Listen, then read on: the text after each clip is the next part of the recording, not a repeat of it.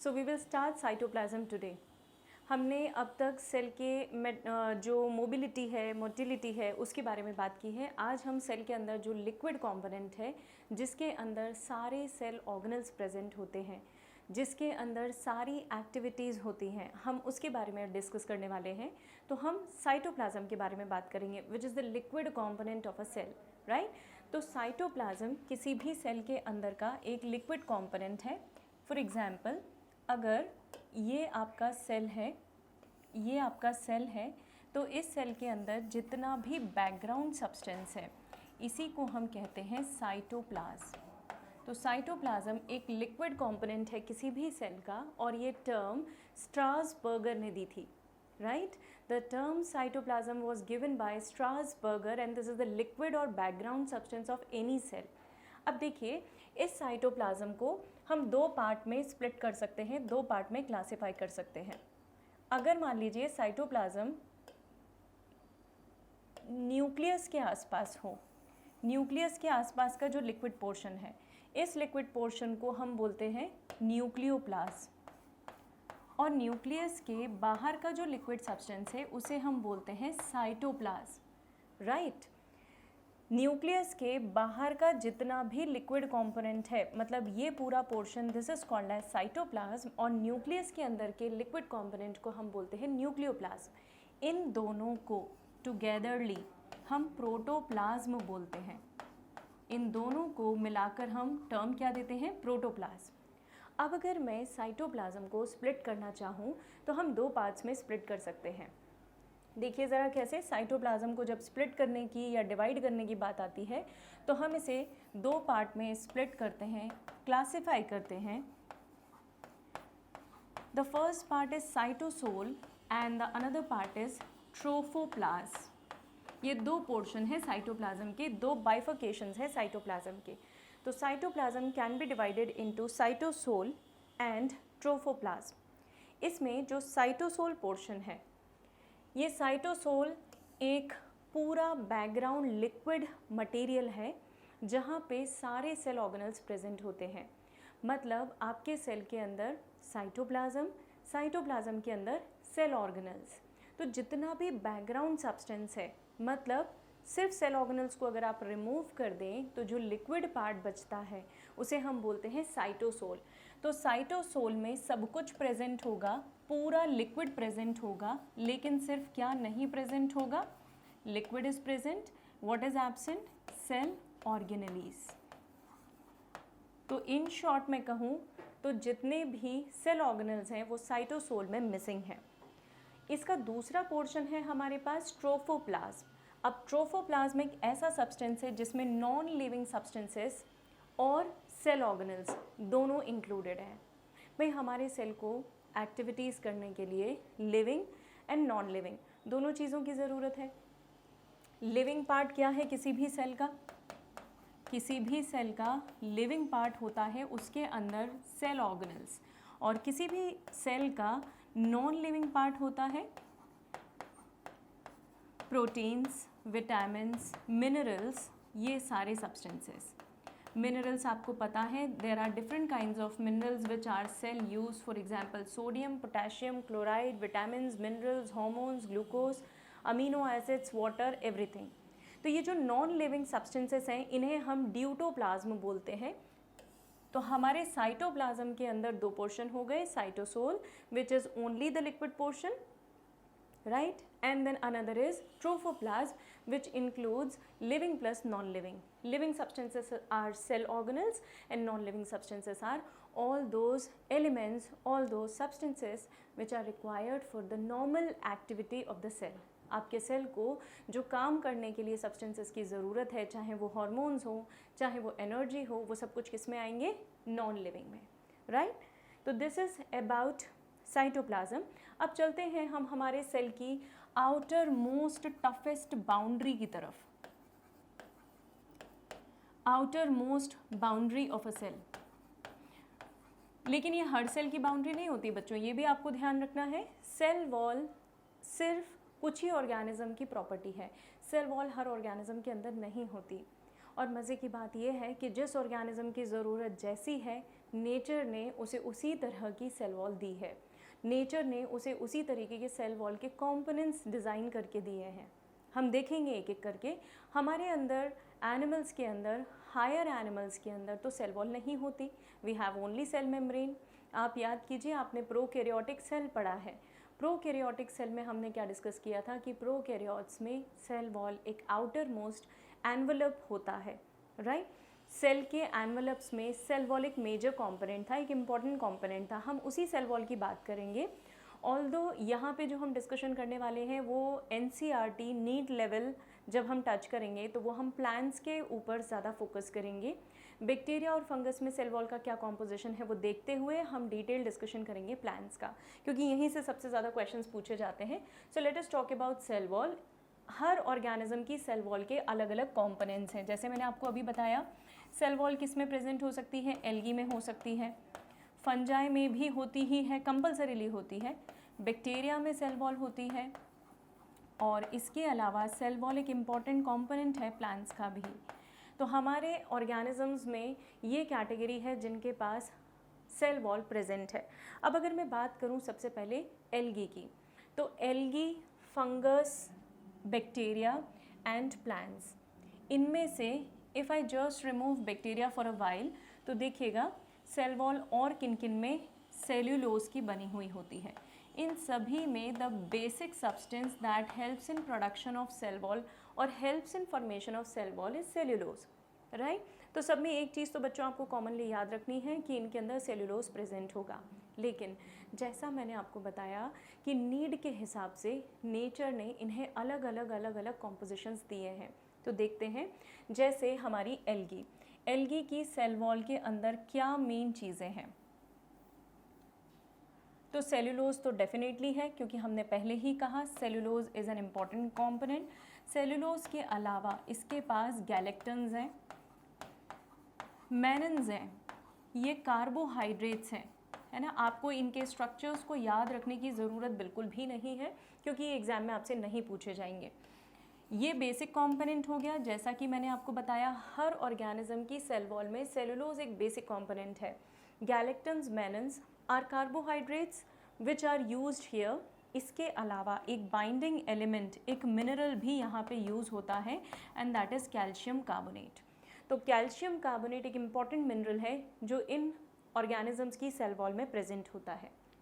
Coming to the cell wall of plants में cellulose होता है, एज आई टोल्ड यू। इसके अलावा हेमी सेल्यूलोज होता है। लेकिन हमारे प्लांट्स में क्योंकि प्रोटेक्शन के लिए और सेकेंडरी ग्रोथ के लिए और कुछ कंपोनेंट्स आगे बनने हैं, इसीलिए प्लांट्स के अंदर सेल वॉल पे डिपोजिशंस बढ़ते जाते हैं, राइट। तो प्लांट्स के ऊपर सेल वॉल में एक टाइप का डिपोजिशन, फिर दूसरे टाइप का डिपोजिशन, फिर तीसरे टाइप का डिपोजिशन। जैसे जैसे आप प्लांट की सेल वॉल में डिपोजिशंस बढ़ाते जाएंगे, वैसे वैसे वो सेल वॉल और टफ होती जाएगी, और रिजिड होती जाएगी, और मजबूत होती जाएगी, राइट। तो देखिए यहाँ पे हमने एक बहुत ही प्रोटेक्टिव सब्सटेंस यूज़ किया है, which is pectins, and proteins are the normal component. हम इसमें फर्दर क्लासिफिकेशन डिस्कस करने वाले हैं बच्चों। We will talk about different types of cell wall. यही इस टॉपिक की स्पेशलिटी और यही एग्जाम के लिए इम्पॉर्टेंट भी है कि अलग अलग कौन कौन सी सेल वॉल्स होती हैं जो हमारे प्लांट्स के पास प्रेजेंट हैं। बिफोर आई प्रोसीड, मैं आपको एक सेल वॉल के बारे में और बताना चाहूँगी, and that is about fungi. Fungi की जो सेल वॉल है, it is made up of cellulose plus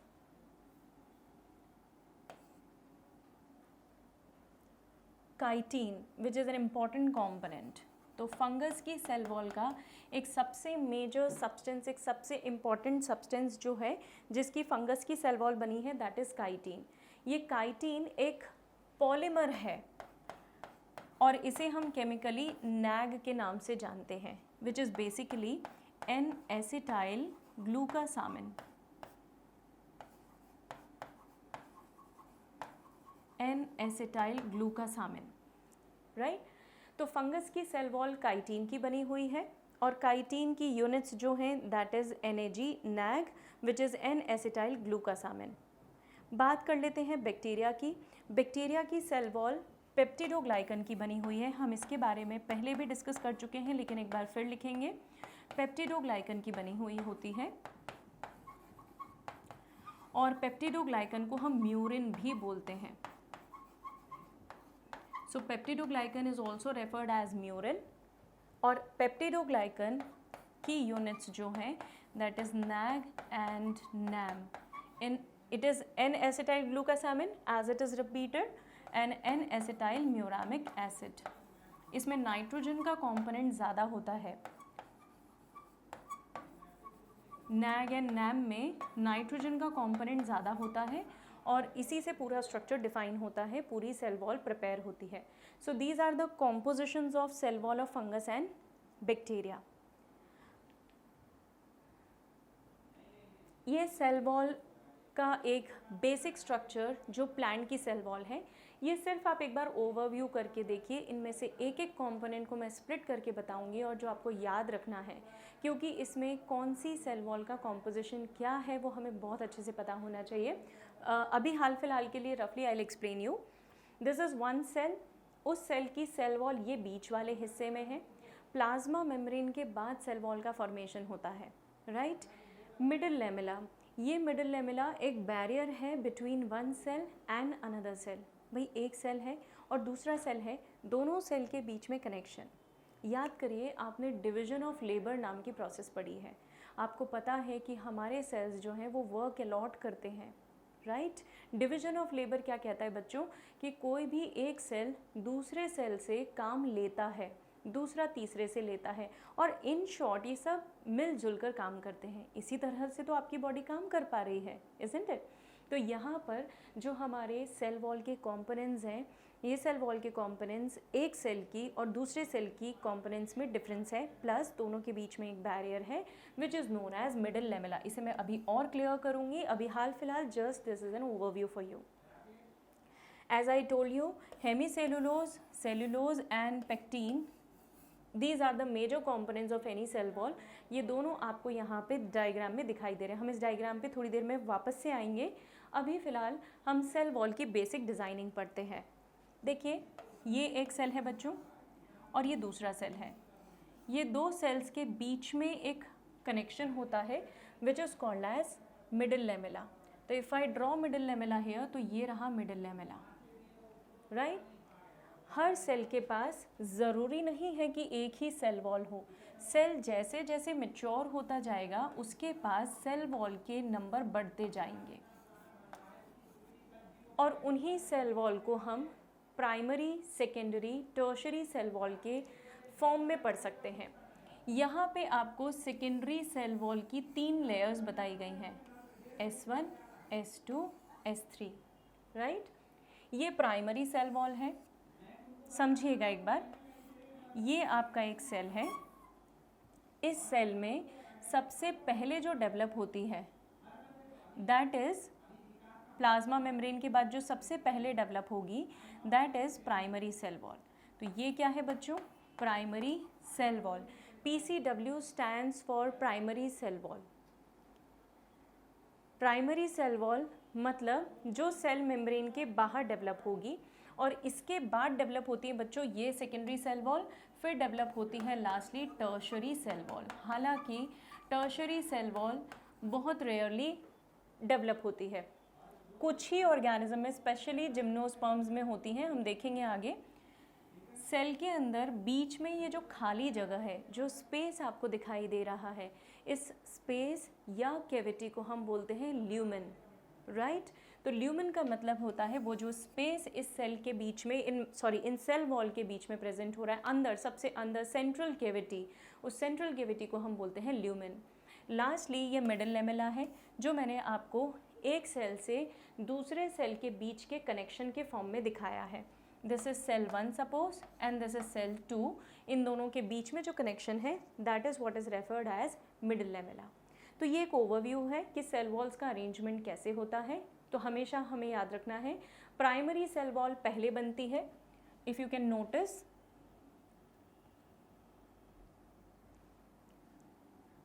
primary cell wall यहाँ पे प्रेजेंट है और सेकेंडरी सेल वॉल अंदर की तरफ यहाँ पर प्रेजेंट है।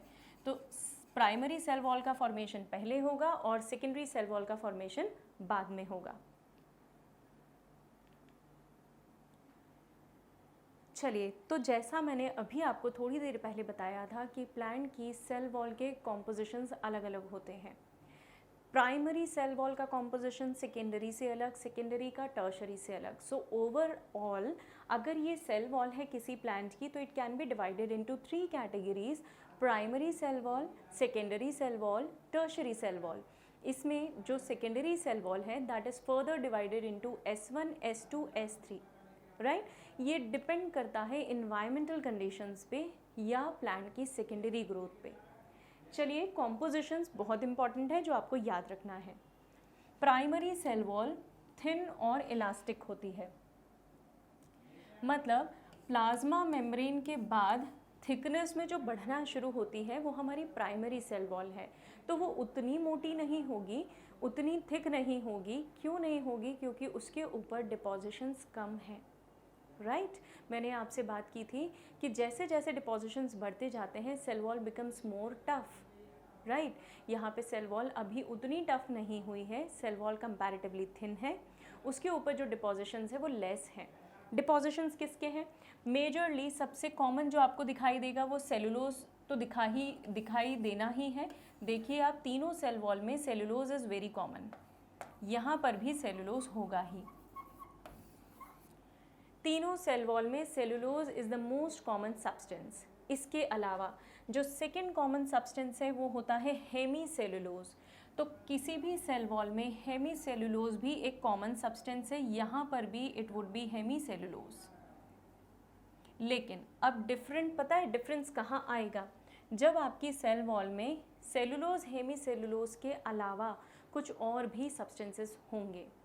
पेक्टीन प्लांट्स के पास एक मेजर कंपोनेंट है। हम आगे चल के जब एनाटॉमी पढ़ेंगे तब हम बात करेंगे कि पैरेन्काइमा, कॉलेन्काइमा, स्क्लेरेन्काइमा की सेल वॉल कैसी होती है। उसमें जो मेजरली डिपॉजिशंस आप देखेंगे वो कॉलेन्काइमा, स्क्लेरेन्काइमा पे देखेंगे। ठीक उसी तरह यहाँ पे हम सेल वॉल के बारे में जब बात कर रहे हैं तो primary cell wall is made up of cellulose, hemi cellulose and pectin. Secondary cell wall is made up of cellulose, hemicellulose, pectin plus lignin. अब लिग्निन ने आके इसे और मजबूत बना दिया। सबसे पहले बाहर की तरफ primary cell wall which is comparatively thin, right, flexible. उसके अंदर आप जाएंगे तो सेकेंडरी सेल वॉल आएगी जो प्राइमरी से ज़्यादा थिक है, प्राइमरी से अंदर की तरफ है और जिस पर डिपॉजिशन ज़्यादा है। सेकेंडरी के बाद टर्शरी आती है, लेकिन टर्शरी बहुत कम मेंबर्स में दिखाई देती है। For example if you notice, tracheids of gymnosperms के अंदर मिलेगी। इसमें हेमीसेलुलोज के अलावा जाइलन भी एक इम्पॉर्टेंट कंपोनेंट है। Xylem, cellulose, hemicellulose, these are the components of tertiary cell wall which is found majorly in tracheids of gymnosperms. Gymnosperms are the categories of plant beta. जो लोअर प्लांट है, जो हमारे पास 2 divisions होते हैं, आप classification chapter में इसे refer कर सकते हैं। कुछ जो प्लांट्स हैं वो बहुत ही बेसिक कैटेगरी के हैं और कुछ प्लांट्स हायर कैटेगरी के हैं। तो जो प्लांट्स बेसिक हैं और हायर हैं इनके बीच में हमारे पास होते हैं जिम्नोस्पर्म्स। ये जिम्नोस्पर्म्स के अंदर उनके ट्रकाइड्स में, उनके कंडक्टिंग एलिमेंट्स में मिलती है ये cell wall, tertiary cell wall. Secondary cell wall में लिग्निन होने से secondary becomes more tough, more protective, more rigid as compare to primary cell wall, right. ये क्वेश्चंस के लिए, नीट के क्वेश्चंस के लिए बहुत इंपॉर्टेंट एरिया है, इसे अच्छे से ध्यान रखेंगे, अच्छे से देख लीजिए। प्राइमरी सेल वॉल के बारे में एक स्पेशलिटी भी आपको याद रखनी है। हमारे प्लांट्स में प्राइमरी सेल वॉल धीरे धीरे धीरे धीरे डिमिनिश हो जाती है। डिमिनिश मतलब हल्का हो जाना। It gets diminished as and as secondary cell wall starts getting formed. Okay? तो प्लांट जब अपनी सेकेंडरी सेल वॉल का फॉर्मेशन शुरू कर देता है तो ग्रेजुअली उसकी जो प्राइमरी सेल वॉल है it gets shrink, it gets diminish, छोटी होती जाती है। रीज़न बहुत सिंपल है भाई, सेकेंडरी सेल वॉल ज़्यादा प्रोटेक्शन देती है तो हम कम प्रोटेक्शन वाला क्यों रखेंगे। तो इसीलिए जब भी सेकेंडरी सेल वॉल का फॉर्मेशन शुरू हो चुका होगा तो प्राइमरी सेल वॉल धीरे धीरे छोटी हो जाएगी। I hope this is clear to everyone. Let us proceed. हमारे सेल वॉल में कुछ पोर्स होते हैं, कुछ पिट्स होते हैं. ये पिट्स जो हैं ये कम्युनिकेशन में बहुत मदद करते हैं, बहुत हेल्पफुल हैं, राइट. जैसे ट्रेकाइड्स में पिट है. अभी जो ट्रेकाइड्स हैं इनके पिट्स क्या हेल्प करते हैं, कैसे हेल्प करते हैं? फूड कंडक्शन में. आपको पता है ट्रेकाइड्स वाटर कंडक्शन में. ट्रेकाइड्स जो हैं they are helpful in water conduction. Vessels help in water conduction. Sieve tube companion cells helps in food conduction, isn't it? तो ट्रेकाइड से वाटर को ट्रांसपोर्ट करने के लिए भाई दोनों में कनेक्टिविटी तो हो ना, दो ट्रेकाइड्स के बीच में कनेक्शन तो हो. वो कनेक्शन किसकी मदद से होता है? छोटे छोटे से पिट्स की मदद से. पिट्स का मतलब गैप होती है बेटा, जहाँ पे प्राइमरी सेल वॉल काफ़ी कम हो चुकी है, थिकनेस बहुत कम है, डिपोजिशंस न के बराबर हैं, उसे हम बोलते हैं पिट्स. सामान्य भाषा में मैं कहूँ तो उसे हम छेद बोलते हैं. But do not consider it to be a ordinary pit. ये पिट भी बहुत टेक्निकल है. 3 चीज़ें इस पिट में बहुत इम्पॉर्टेंट है. सबसे पहली चीज़, इस पिट में एक अपर्चर होता है, एक कैविटी होती है और इसके अलावा पिट में मेम्ब्रेन होती है. तो जब आप प्लांट में किसी भी पिट को क्लासिफाई करेंगे तो उस पिट में स्ट्रक्चर जब आप देखेंगे तो it will have a pit cavity, pit aperture and pit membrane. Pit aperture, aperture का मतलब वो स्पेस, वो जगह. कैविटी मतलब जहाँ पे डिप्रेशन है, एंड मेम्ब्रेन मतलब जो उसकी बाउंड्री है. So cavity can be, if I show you, cavity can be like this. ऐसी हो सकती है कैविटी. तो एक पिट से दूसरे पिट में कम्युनिकेशन. सपोज़ ये एक सेल है, ये एक सेल है, ये दूसरा सेल है. तो इन दोनों के बीच में एक छोटी सी कैविटी है और इस कैविटी के थ्रू ये आपस में एक दूसरे से सब्सटेंसेस को एक्सचेंज कर सकते हैं, right. We have simple pit, the first category of pit, and then we have bordered pits, the second category of pits. Pit membrane सिर्फ वो membrane है जो pit को define करती है. तो this is the membrane of pit. ये pit cavity create हो रही है, यहाँ पे आप देख सकते हैं. and aperture is, the pit aperture is this portion. अब जो पिट है ये 2 टाइप से क्लासिफाइड है. One is simple pit and another is bordered pit. दोनों के स्ट्रक्चर में डिफरेंस देखिए. सिंपल पिट सिर्फ एक कैविटी के फॉर्म में दिख रहा है आपको, जबकि जो बॉर्डर्ड पिट हैं वो कैसे हैं?